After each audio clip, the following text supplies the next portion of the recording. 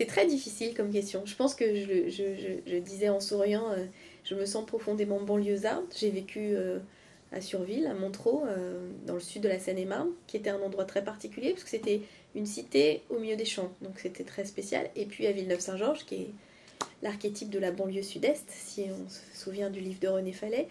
Euh, ça veut dire, ça veut dire être vu comme un Parisien dès qu'on sort de l'Île-de-France et ne pas être parisien dès qu'on est dans cette région. Je crois qu'il y a un peu de ça. C'est-à-dire qu'on a une espèce de double image qui ne se recoupe pas suivant l'endroit où on la porte. Et en même temps, c'est aussi se dire que on est dans un endroit beaucoup plus vivant, beaucoup plus innovant, beaucoup plus en mouvement que ce qu'on peut croire. La banlieue, c'est vraiment le lieu où émerge aujourd'hui un certain nombre de tendances, d'innovations, de capacités d'action.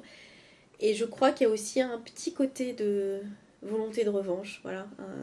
C'est de revanche au bon sens du terme, c'est dire regardez-nous. Et c'est pour ça que moi, ce qui m'importe beaucoup, c'est qu'on recrée un autre regard sur la banlieue et qu'on coupe les limites du périphérique pour qu'on se sente tous faire partie d'une même région. Je crois que c'est quelque chose de très important.